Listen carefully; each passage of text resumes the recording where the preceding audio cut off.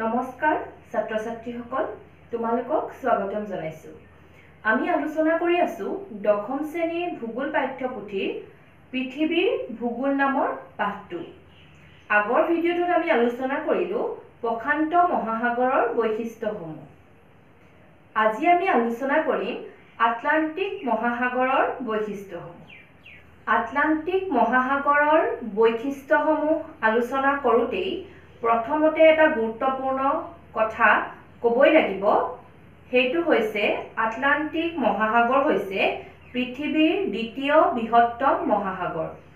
এইটো তোমালোকৰ পৰীক্ষাত শৰ্ট কুৱেশ্যনো আহে, এইটো তোমালোকৰ SSLCটো আহি গৈছে যে পৃথিৱীৰ দ্বিতীয় বৃহত্তম মহাসাগৰ কোনখন। তেতিয়া আমি উত্তৰত ক'ব লাগিব যে আটলান্টিক মহাসাগৰ। এই কথাটো বৈশিষ্ট্যসমূহ আলোচনা কৰোঁতে আমি তাত পামগৈ। এতিয়া আমি বৈশিষ্ট্যসমূহ আলোচনা কৰি লওঁ আহা। আটলান্টিক মহাসাগৰৰ বৈশিষ্ট্যসমূহ। আটলান্টিক মহাসাগৰ পৃথিৱীৰ দ্বিতীয় বৃহত্তম মহাসাগৰ। এই কথাটো আমি ইতিমধ্যে উল্লেখ কৰিছোঁৱেই যে আটলান্টিক মহাসাগৰ হৈছে পৃথিৱীৰ দ্বিতীয় বৃহত্তম মহাসাগৰ, যিটো তোমালোকৰ শৰ্ট কুৱেশ্যন পৰীক্ষাত অহাৰ সম্ভাৱনা আছে। এতিয়া আটলান্টিক মহাসাগৰৰ মাটিকালি হৈছে প্ৰায় 82 নিযুত বৰ্গ কিলোমিটাৰ। ইয়াৰ পাছৰ যিটো বৈশিষ্ট্য সেইটো হৈছে যে আটলান্টিক মহাসাগৰৰ গড় গভীৰতা প্ৰায় 3000 মিটাৰ। গড় গভীৰতা প্ৰায় 3000 মিটাৰ। ইয়াৰ পাছত আহিলে আটলান্টিক মহাসাগৰৰ চাৰিসীমা। আটলান্টিক মহাসাগৰৰ চাৰিসীমা হ'ল উত্তৰে গ্ৰীণলেণ্ড আৰু উত্তৰ মহাসাগৰ, দক্ষিণে দক্ষিণ মহাসাগৰ, পূবে ইউৰোপ আৰু আফ্ৰিকা মহাদেশ, পশ্চিমে উত্তৰ আমেৰিকা আৰু দক্ষিণ আমেৰিকা মহাদেশ।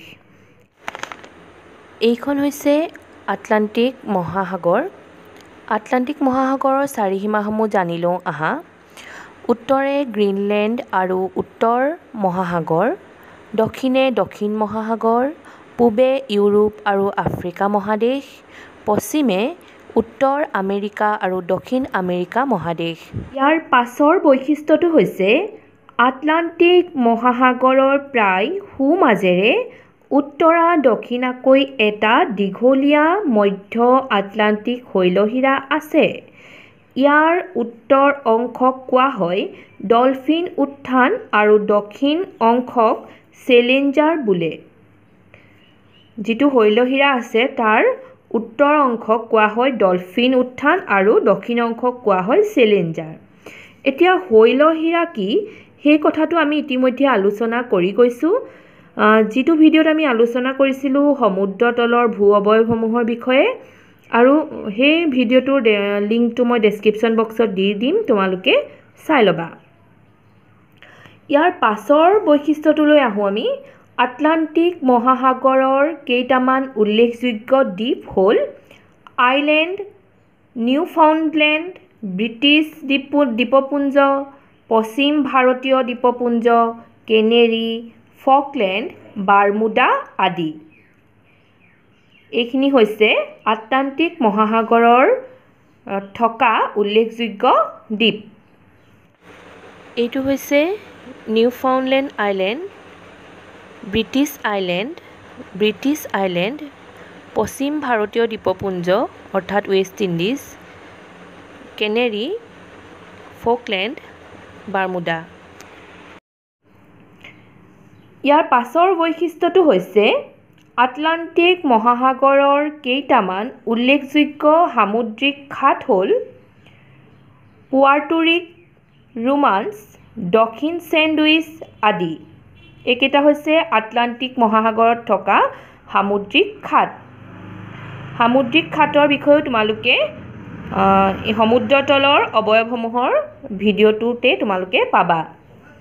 আটলান্টিক মহাসাগৰৰ অন্তৰ্গত উল্লেখযোগ্য সাগৰ হ'ল ভূমধ্য সাগৰ, বাল্টিক সাগৰ, কেৰিবিয়ান, মেক্সিকো, মেক্সিকো উপসাগৰ, লাব্ৰাডোৰ সাগৰ, হডছন সাগৰ আদি। এইবিলাক হৈছে আটলান্টিক মহাসাগৰৰ অন্তৰ্গত কিছুমান উল্লেখযোগ্য সাগৰৰ নাম।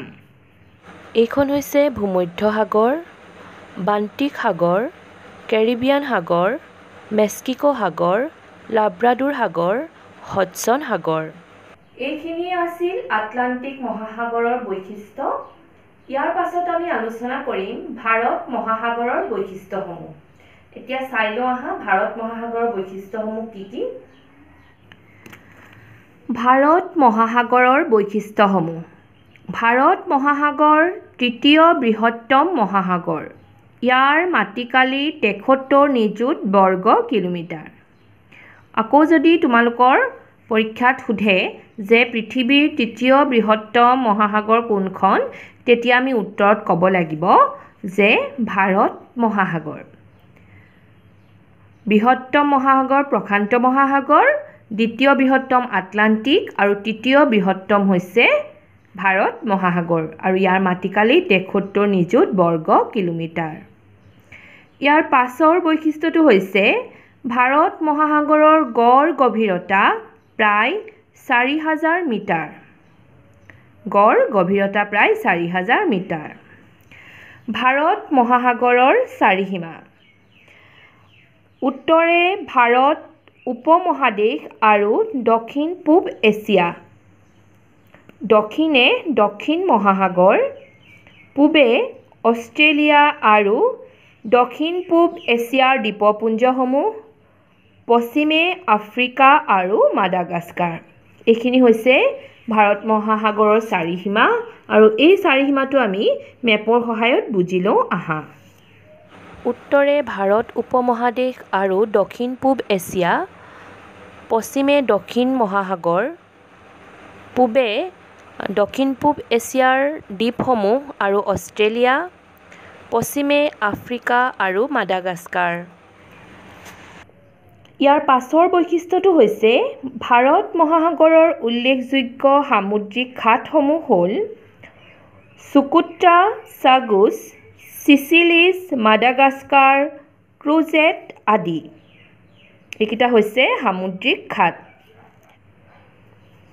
ইয়াৰ পাছৰ বৈশিষ্ট্যটো চোৱা, ভাৰত মহাসাগৰৰ অন্তৰ্গত কেইখনমান উল্লেখযোগ্য সাগৰ হ'ল আৰৱ সাগৰ, পাৰস্য উপসাগৰ, বংগোপসাগৰ, আন্দামান সাগৰ, লোহিত সাগৰ আদি। এইখন হৈছে আৰৱ সাগৰ, বংগোপসাগৰ, তাৰ ঠিক তলতে আন্দামান সাগৰ, লোহিত উপসাগৰ, পাৰস্য উপসাগৰ। ইয়াৰ পাছৰ বৈশিষ্ট্যটো হৈছে ভাৰত মহাসাগৰৰ কেইটামান উল্লেখযোগ্য দ্বীপ হ'ল শ্ৰীলংকা, আন্দামান নিকোবৰ দ্বীপপুঞ্জ, ইণ্ডোনেছিয়া, মালদ্বীপ, মৰিছাছ, চিচিলিছ, মাডাগাস্কাৰ আদি। এইখন হৈছে শ্ৰীলংকা, আন্দামান নিকোবৰ দ্বীপপুঞ্জ, ইণ্ডোনেছিয়া, মালদ্বীপছ, মৰিছাছ আৰু মাডাগাস্কাৰ। এইখিনি আছিল ভাৰত মহাসাগৰৰ বৈশিষ্ট্য। ছাত্ৰ ছাত্ৰীসকল, অহা ভিডিঅ'টোত আমি আলোচনা কৰিম উত্তৰ মহাসাগৰ আৰু দক্ষিণ মহাসাগৰ বৈশিষ্ট্যসমূহ। আশা কৰোঁ তোমালোক আজি ভিডিঅ'টোৰ পৰা উপকৃত হ'লা। আজিলৈ ইমানতে সামৰিছোঁ। ধন্যবাদ।